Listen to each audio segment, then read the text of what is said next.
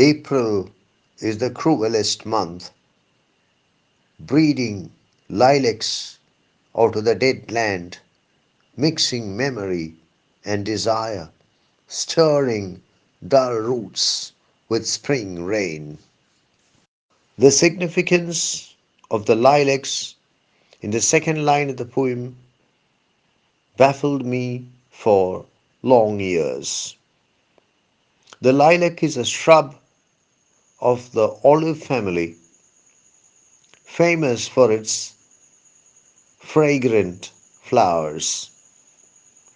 The lilac usually stands for love, first love, passion, renewal, and life. But these symbolisms are totally out of place in the present context.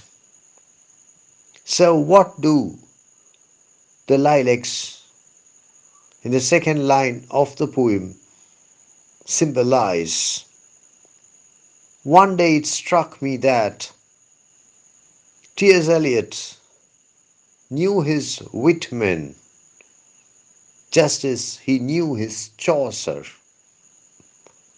Walt Whitman had been on a visit to his mother's house in New York when he heard the news of the assassination of President Abraham Lincoln. Whitman was overwhelmed with shock, with grief, with pain, with a sense of loss, and he stepped out of his mother's house into the yard and saw the blooming lilacs. As I said, Eliot knew his Whitman, and I think that the lilacs in the second line of the poem symbolize exactly what they symbolized to Walt Whitman when he stepped out of his mother's house on hearing of the death of President Abraham Lincoln. Shock, grief, pain, and a sense of loss. What the lilacs symbolize in Walt Whitman's pastoral elegy, when lilacs last in the dooryard bloomed, is not important here. I believe that Eliot uses the lilacs here to signify exactly what they signified to Whitman when he heard of the assassination of President Abraham Lincoln. We often say that Edmund Spenser is the poet of poets. T.S. Eliot is the poet of scholars. It was in April 1865 that Abraham Lincoln was assassinated, proving that April is indeed the cruelest month. The tragic death of his close friend, John Verdinel, was very much in his mind when T.S. Eliot wrote The Wasteland. Eliot had met John Verdinel at the Sorbonne and they had become very close friends. John Verdinel died in the Battle of Gallipoli in the First World War, and the Battle of Gallipoli was launched on the morning of April the 25th, 1915, proving once again that April is the cruelest month indeed. T.S. Eliot dedicated his book, Prufrock and Other Observations, to the memory of his dear friend who perished in the Gallipoli campaign. Mixing memory and desire. What memory can it be except that of pain? desperation, loss, desire. What desire can it be except the desire for death?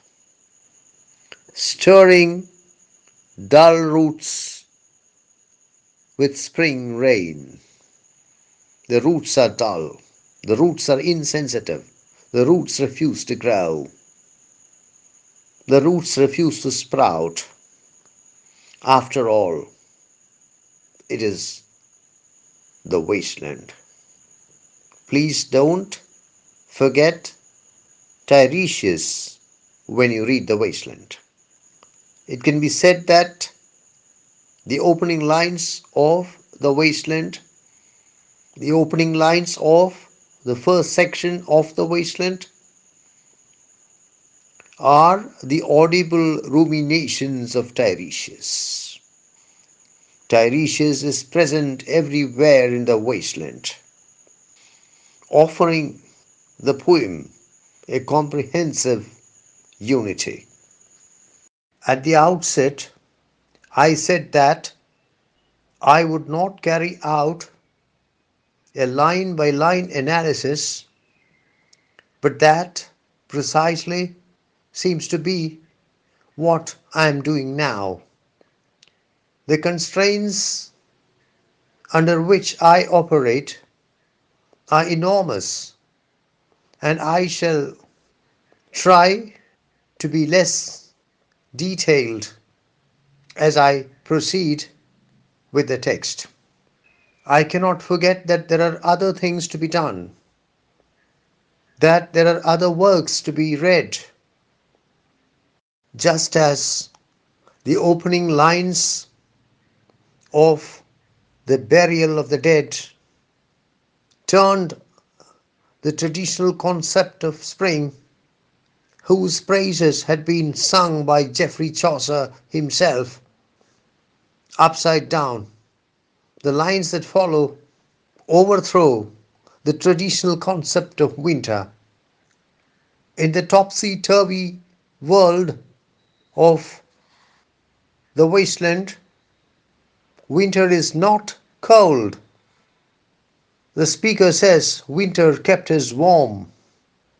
It would appear that human beings have started hibernating.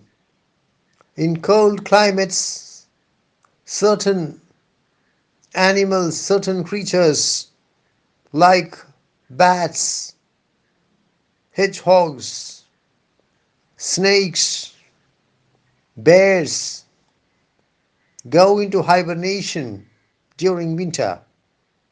Here it seems that human beings have also gone into hibernation during winter, and hence they find that winter keeps them warm. We are now introduced to a character called Mary. In real life, Mary was an Austrian countess and a niece of Empress Elizabeth of Austria. In later life, she wrote a series of books, a series of allegedly ghost written books on her life in the imperial household. One of them, My Past, was subjected to close reading by T.S. Eliot. The passage under discussion is based on some of the revelations in Mary's book, My Past. In the passage, the Starnberger Sea is mentioned. It is a large freshwater lake. The Hofgarten is also mentioned. This is the court garden. This is a large park. Mary was a cousin of the Archduke, and when they were children, she stayed with the Archduke. The Archduke took her out for sledding in the mountains. While sledding, she became frightened, and her cousin asked her to hold on tight to him. It would appear that that was a moment of tremendous sexual excitement for both, especially for Mary. She spends her time drinking coffee, reading, and taking to mountain sports. She declares that she is not Russian, she is Lithuanian and thus real German. The passage throws brilliant light on the decadent life of the European royalty prior to the outbreak of the First World War. The royals lead lives which are boring, meaningless, rootless, and of no use at all to the society at large. Perhaps the poet is making a suggestion that this decadent lifestyle, followed by the rich and the powerful, was one of the reasons for the catastrophe that has overtaken European civilization now. It may be pointed out that the assassination of the Austrian Archduke was the immediate trigger for the outbreak of the First World War.